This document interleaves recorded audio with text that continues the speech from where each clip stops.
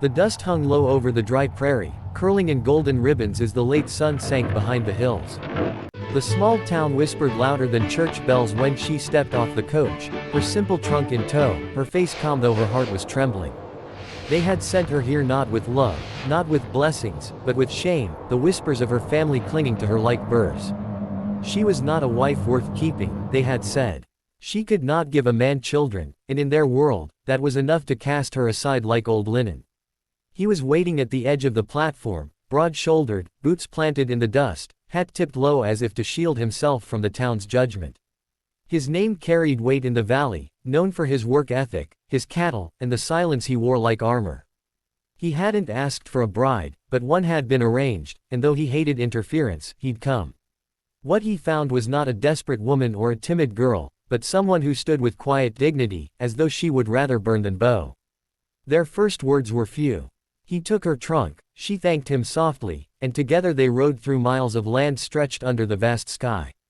He showed her the ranch, not with pride but with practicality, barns that needed tending, fences that needed mending, stock that needed feeding. He had expected resentment or fear, perhaps tears. Instead, she rolled up her sleeves and began with him, her skirts brushing dirt, her hands blistering as she worked. He noticed everything. The town watched with greedy eyes, waiting for him to grow tired of her, waiting for her to fail, waiting for the shame to follow her like a shadow too heavy to shake. But nights fell into mornings, and mornings into weeks, and the ranch no longer echoed with the emptiness it once knew. Her laughter, rare but sudden, began to carry across the yard like birdsong after a storm. He found himself waiting for it, guarding it, as though it were treasure.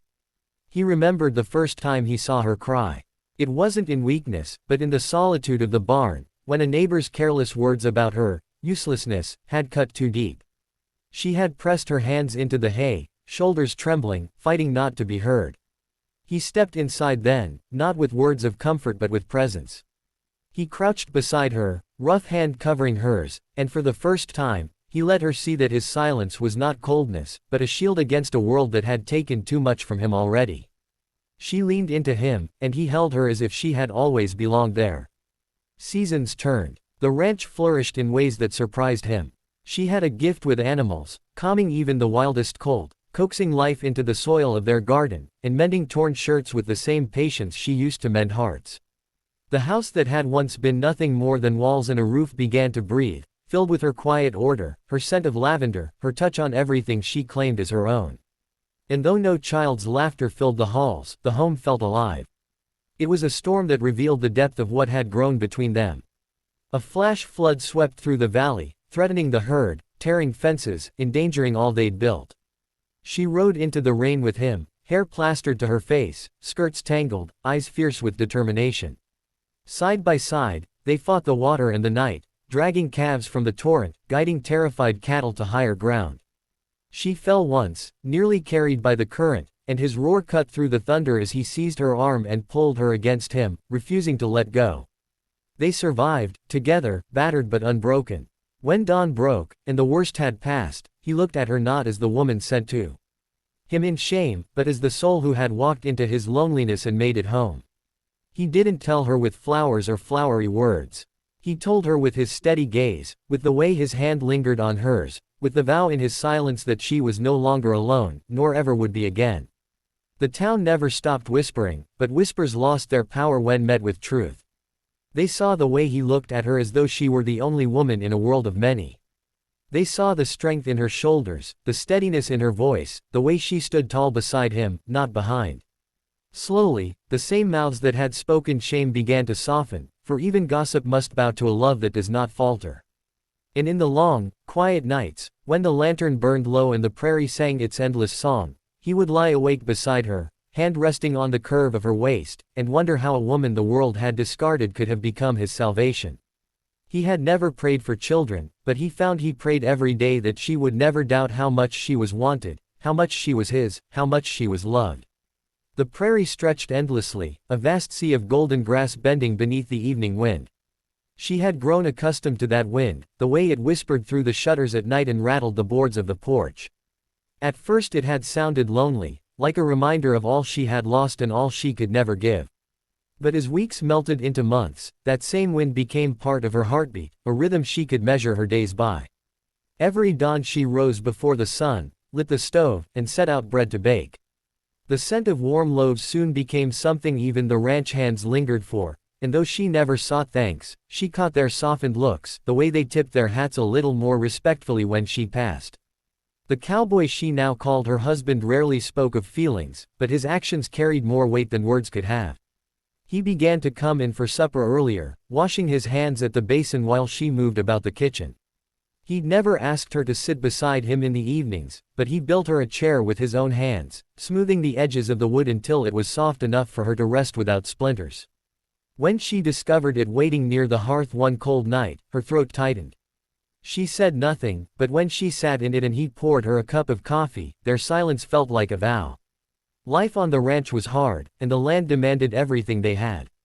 Calves needed delivering in the bitter cold of late winter, fences broke when storms tore through, water had to be hauled from the well, and endless dust coated every surface by midsummer.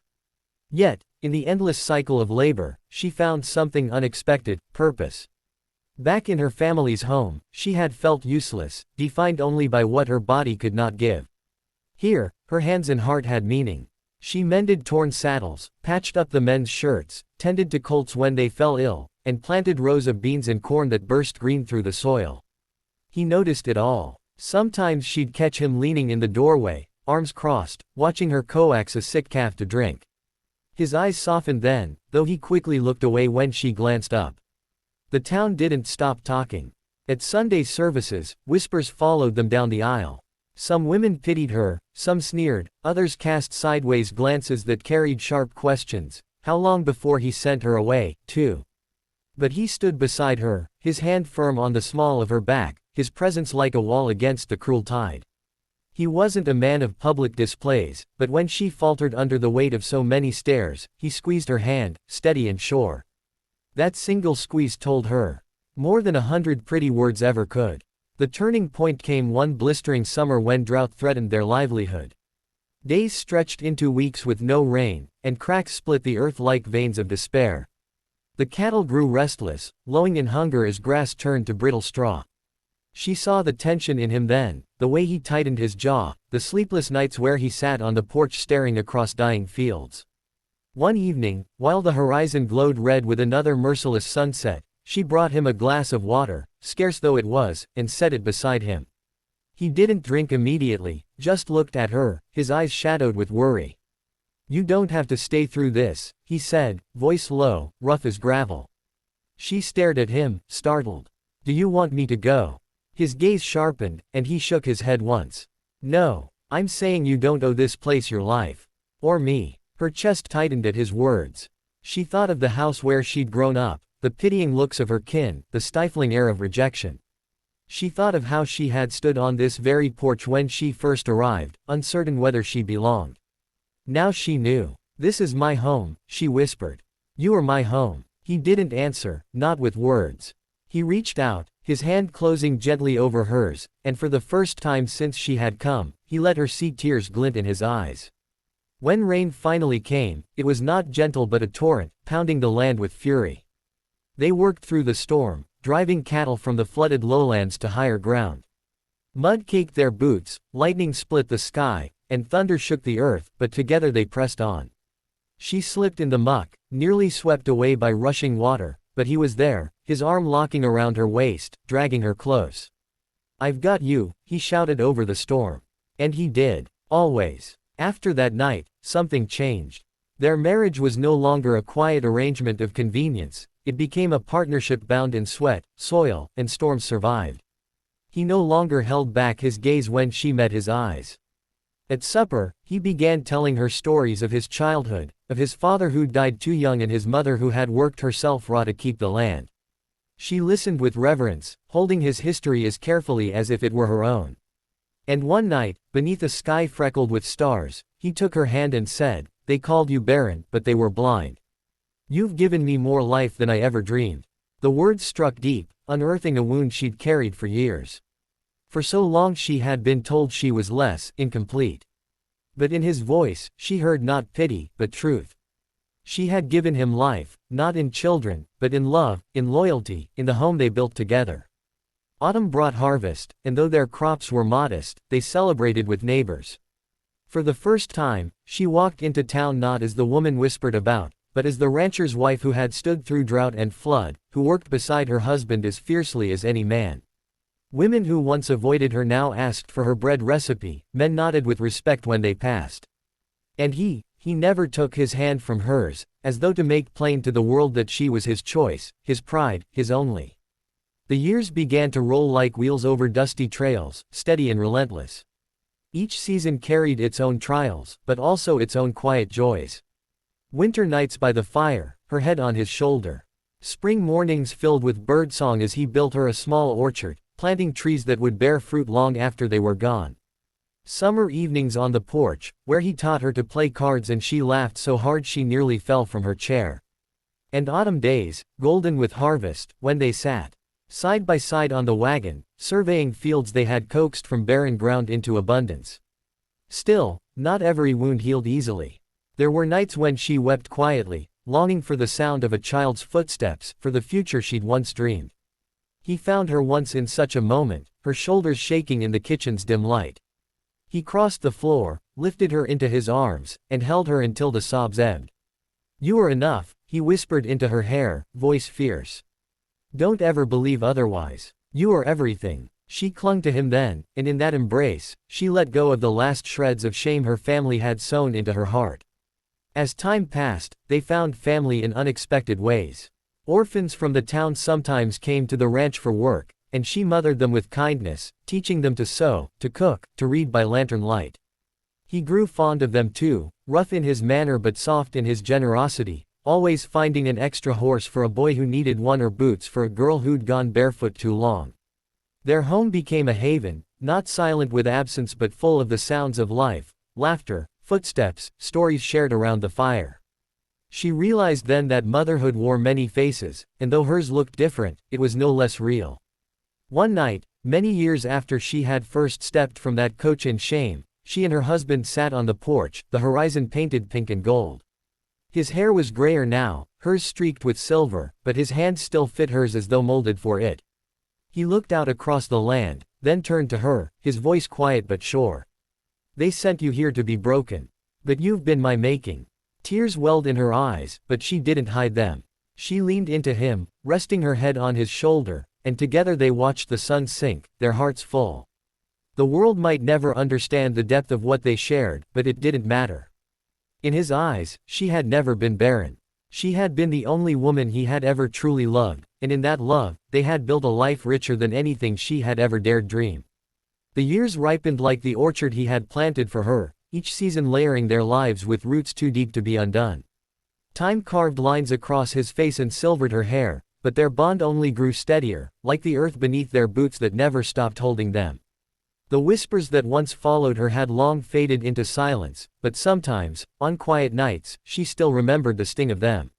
She remembered the day she had been sent away, branded barren, useless, cast off as though her worth began and ended in what she could not give. But then she would glance at him, at the way he held his coffee in the mornings, the way his hand always reached for hers without thought, the way his eyes softened when he found her humming in the kitchen, and she knew those words had never defined her. He had rewritten her story with the steady ink of love. She had not given him children, but she had given him a home, a companion, a reason to smile in a life that once felt hollow. Together they had raised crops, tended cattle, and mended not only fences but hearts. The orphans they had sheltered still returned, grown now with families of their own, calling her, Ma, as though the name had always belonged to her. There were moments when he would stand beside her at the edge of their land, watching the sun melt into the horizon, and he would say nothing at all.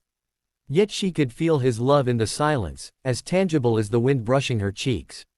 He was a man who had lived years without laughter, who had built his life on work and solitude, until she walked into his world with her quiet courage. What began as an arrangement meant to shame her had become the greatest gift of his life.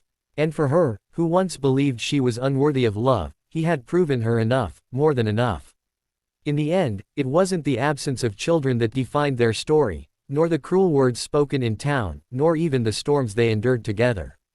It was the way they had chosen each other every day, through hardship and plenty, through loneliness and laughter, until their souls wove together like strands of rope no force could pull apart. He had loved her fiercely, faithfully, in a way no whisper could ever tarnish. She had given him a life richer than he ever dreamed, and he had given her a home no shame could ever steal. And so, though others might measure their lives by the children they never bore, they knew the truth that mattered most.